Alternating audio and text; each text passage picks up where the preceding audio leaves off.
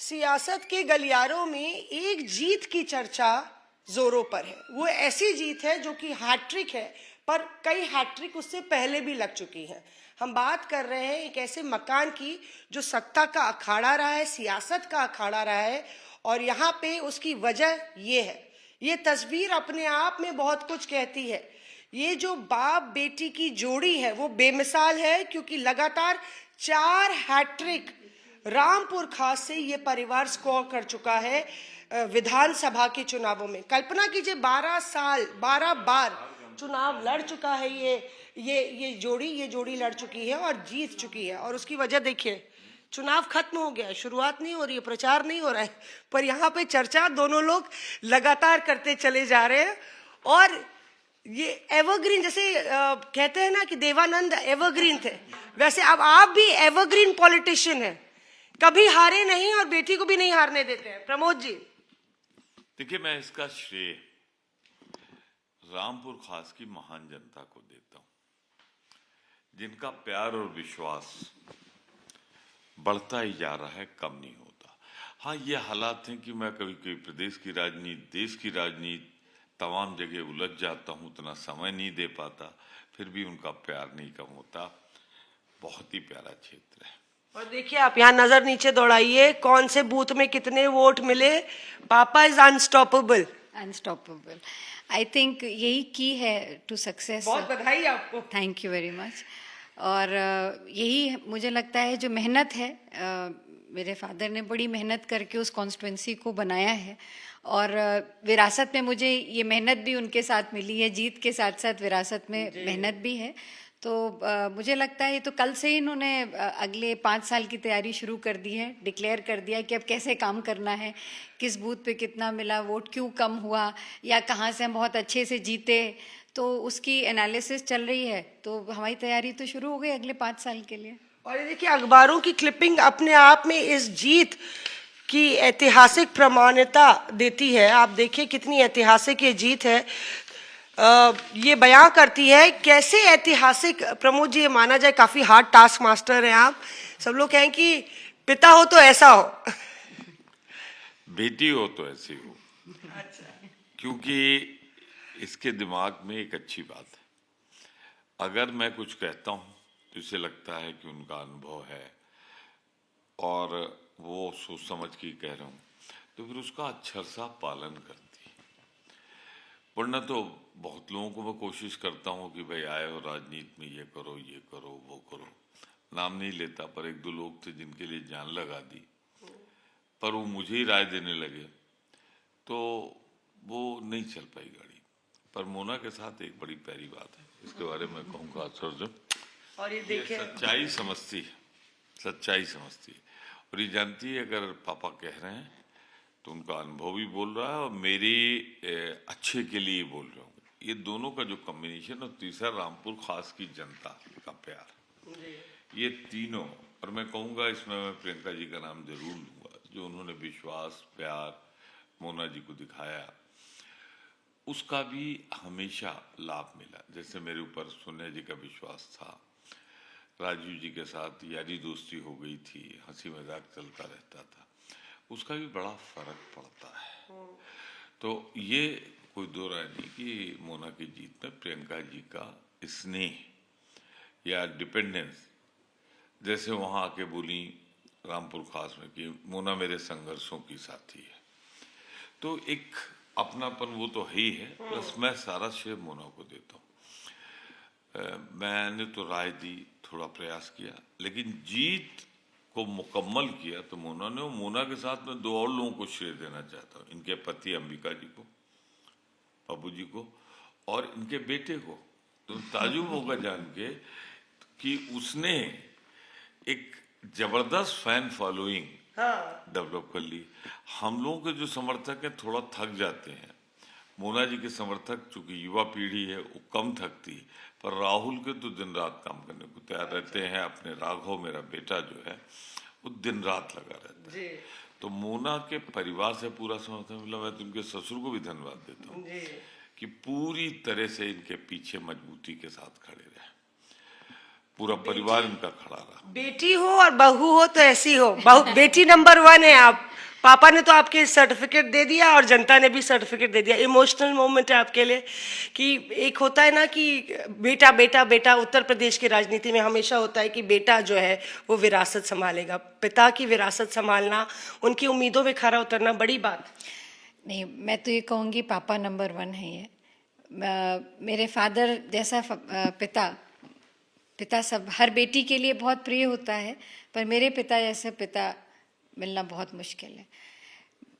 पापा ने हमेशा उंगली पकड़ करके चलना सिखाया, रास्ता दिखाया और वो कॉन्फिडेंस दिया कि हम अपने किस रास्ते पे चलेंगे वो डिसीजन उन्होंने मेरे ऊपर छोड़ा। हमेशा सही और गलत बताया, रास्ते दिखाए, बट कभी भी उन्होंने किसी चीज़ को फोर्स नहीं किया।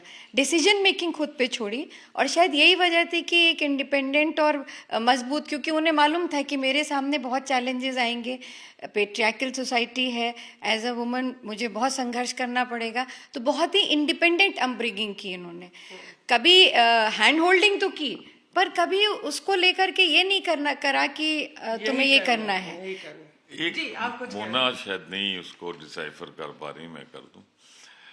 कभी इनको लिख के नहीं देना पड़ा कि ये बोल दो। अच्छा। कभी लिख के ये नहीं देना पड़ा कि मोना इसको इस ढंग से बोलो। जैसे मैंने कह दिया कि ये है, इस विषय पे इस ढंग से भी प्रस्तुत किया जा सकता है, तो मोना का प्रस्तुतिकरण मुझसे बेहतर ही रहा। फर्क होता है। मुझे बहुत इसमें कोई दो राय नहीं कि मैंने बहुत संघर्ष किया। संसदीय ज्ञान लोग कहते हैं जितना मुझे उतना बहुत कम लोगों को है, लेकिन एक बात तो है कि मोना ने पिकअप बहुत अच्छा किया। और जब मुझे विधानसभा से फोन आता है, किसका, लिफ्ट मैन साहब, पाबंद है समय की, टाइम से पहुंच जाती हैं, वो मार्शल भैया बैठती बहुत अच्छे ढंग से, बहुत टाइम से ध्यान लगा के। फिर स्पीकर जब मुझसे कहेंगे बहुत ग्रेसफुल है, अपनी बात बहुत कायदे से रखती है, किसी को नाराज नहीं करती, सख्त से सख्त बात कह जाती है। मुख्यमंत्री ने भी मुझसे कहा कि मोना जी में ये गुण बहुत बड़ा है, शायद आपसे लिया। मैंने कहा नहीं, मुझसे आगे बढ़ के किया है। ये भी गर्व की बात होती है कि बेटी, पिता को लगे कि बेटी उनसे आगे बढ़ गई। तो इस मामले में मैं लकी हूँ कि मुझसे आगे बढ़ गई। वो जहां तक एक और होता है, वो स्पैन नहीं मिला मोना को जो मिलना चाहिए था। हमको तो शुरू में ही मंत्री बन गया, शुरू में ही दल का नेता बन गया, शुरू में ही माहौल फर्क था, कांग्रेस का वोट बैंक था, बेस था। तो अब आज मोना को एक बंजर जमीन पर अपनी फसल उगानी पड़ रही है। अब हाउस में जब मैं बैठता था 300 लोगों का समर्थन होता था, मोना जब लड़ती है तो 7 लोगों का समर्थन था, अब तो 2 ही का रह जाएगा। कैसे होगा मोना? ये सारा दौर ऐसा है जिसमें मैं कहूँगा मुझसे ज्यादा संघर्ष करना पड़ रहा है। परिस्थितियां अनुकूल नहीं। पहले तो सेंटेंस खत्म हुआ 300 लोग मेज बजाने लगते थे, तो वो एक सपोर्ट वो मोना को नहीं मिला, पर मोना ने उसमें भी अपनी जगह बनाई। इसलिए मैं इसे कहता हूँ कि बिटिया नंबर 1 टॉप। बिटिया नंबर, मोना इमोशनल हो गई। इमोशनल मोमेंट तो है ही है। बहुत बड़ी विरासत है मेरे पिता की, और उसके साथ साथ जिम्मेदारियां भी बहुत है, लोगों की उम्मीदें बहुत है। विधानसभा में जब बैठती हूँ, बोलती हूँ, तो लोग सुनते हैं। 2 लोग कैसे होगा? मतलब एक एक वो डर लगता है या संकोच लगता है कि अकेले कैसे विधानसभा जाएंगे? कांग्रेस तो पूरा वाइप आउट हो गई, जो कांग्रेस का परफॉर्मेंस रहा। नहीं, चिंता है, पर डरती मैं किसी से नहीं हूँ। मैं सिर्फ ईश्वर से डरती हूँ। मेरा काम मेरे साथ है, मेरी जो नीयत है, मेरी मॉक करते हैं विधायक मॉक करते हैं, मतलब दूसरी पार्टियों के, कि अरे मोना जी इधर आ जाइए क्या? नहीं, कम से कम शायद ये पापा की लेगेसी है कि लोग रिस्पेक्ट करते हैं, और कोशिश की है मैंने कि मैं उस रिस्पेक्ट को बरकरार रखूं। तो लोग बहुत सम्मान भी देते हैं, जो बात कहती हूँ सुनते भी हैं। यहाँ तक कि बहुत सारे सत्ता दल के विधायक जो बेचारे खुद कुछ नहीं बोल पाते हैं, वो मुझे कहते हैं कि आप हमारी बात को कहिए, और मैं कहती भी हूँ, जो सही होता है वो मैं कहती हूँ। मेहनत बहुत है, क्योंकि जैसा पापा ने कहा कि मुश्किल है, हमारे पास उतने नंबर्स नहीं हैं, तो अपनी बात को कह पाना सीमित दायरे में मुश्किल ज़रूर है, पर इसकी चिंता नहीं है।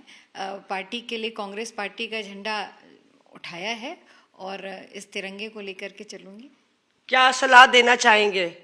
शेर में, कविता में या 2 लाइनों से क्या कहना चाहेंगे मोना को? आप क्या सलाह देना चाहेंगे आगे की एक अग्निपथ है, अग्नि परीक्षा है आगे के लिए?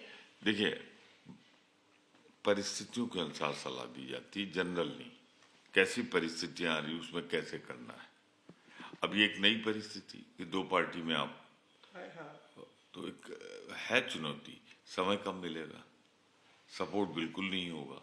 तो मैं मोना से कहूँगा सबसे तालमेल मिलाकर विपक्ष के लोगों से, अगर विपक्ष की बात रखनी है तो इनको तालमेल। अब विपक्ष कौन है?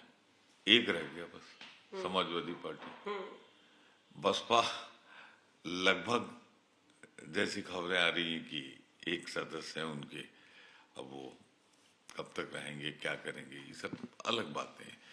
तो इन परिस्थितियों में ना बेहतर तालमेल के साथ मुद्दों पे आधारित ये बेहतर ढंग से हाउस में प्रस्तुत कर पाएंगी। और अगर अलग थलग पड़ गई, गवर्नमेंट इधर और विपक्ष इधर, तो कोई है ही नहीं। कोई लेफ्ट खत्म हो चुका है, इंडिपेंडेंट ऑलमोस्ट खत्म हो चुके हैं, जो हैं वो सरकार के साथ हैं। तो इनको तो हर हालत में बेहतर तालमेल रखना पड़ेगा वहाँ मुख्य विरोधी दल से। चलिए, आप दोनों को शुभकामनाएं। 2027 की लड़ाई पहले से ही शुरू हो गई है और एक बात तो है कि ये बाप बेटी की जोड़ी को जनता ने सुपर हिट माना है और थम्स अप दिया है। यही वजह है कि लगातार हैट्रिक पे हैट्रिक और दमदार तरीके से जीत हासिल कर रही है ये जोड़ी। कैमरा पर्सन आलोक के साथ मौसमी सिंह, लखनऊ आज तक।